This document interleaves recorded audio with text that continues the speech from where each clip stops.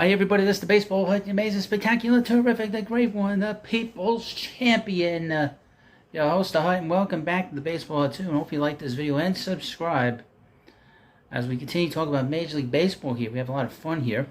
We'll have a lot of fun with this video, I think. It's going to piss a lot of people off.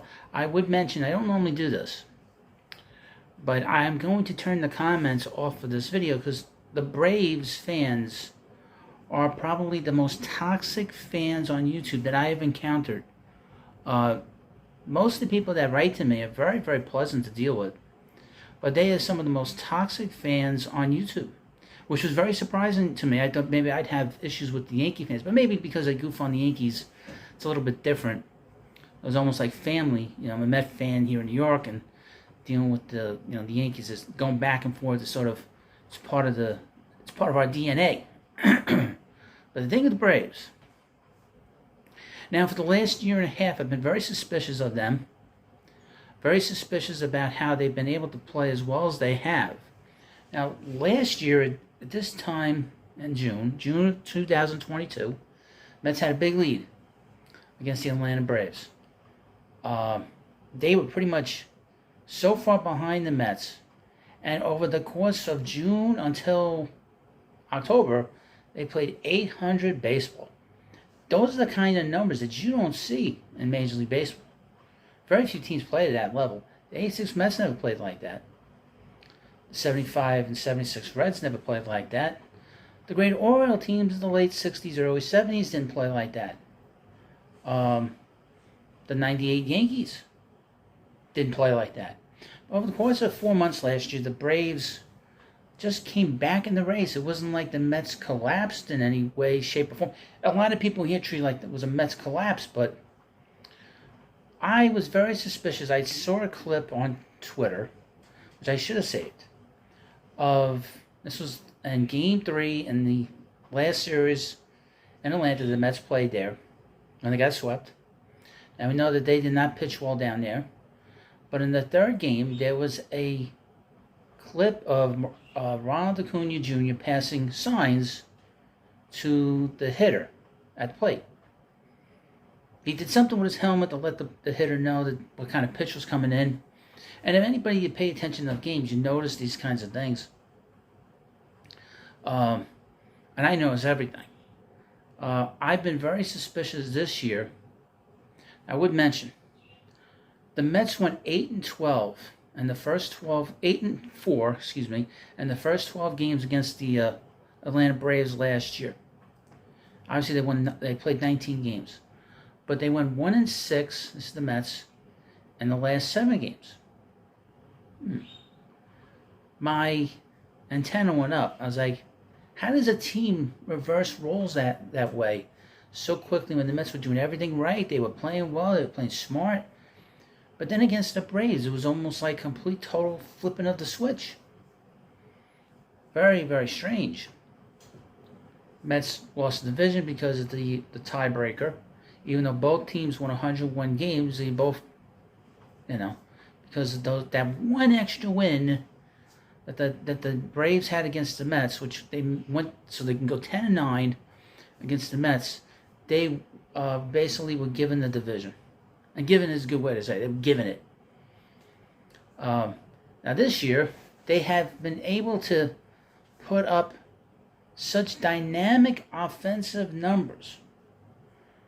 Now before we get into that, I'm big. I'm talking a lot about WFAN here. Used to be a big WFAN fan back in the day.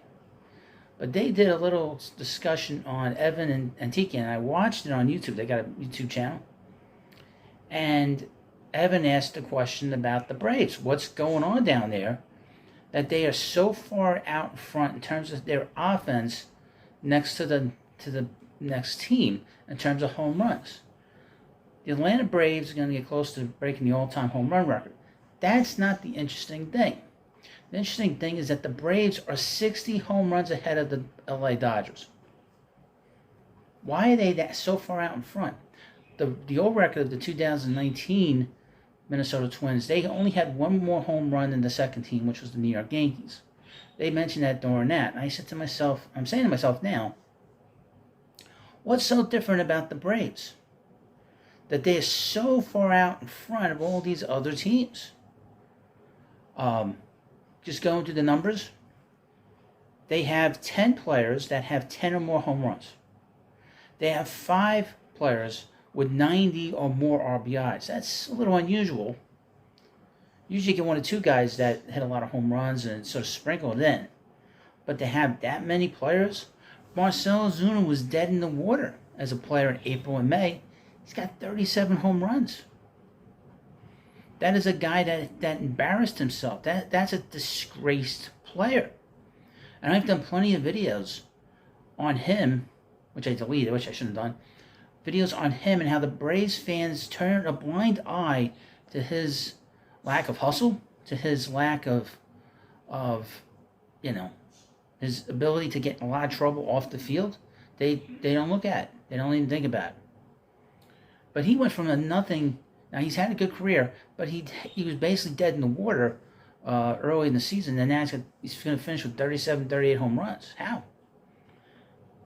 Now we know Acuna is a very talented player, probably the best player in the National League. His numbers aren't that crazy.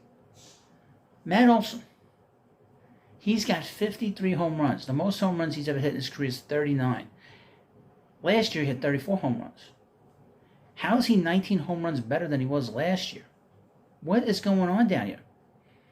Now, do I believe that this entire team is on, and this is what they said, on PEDs? I doubt it. I very much doubt it. I think they're doing a lot of, banging on the trash cans in a different kind of way. Now, you can say, what about the pitch count? Aha.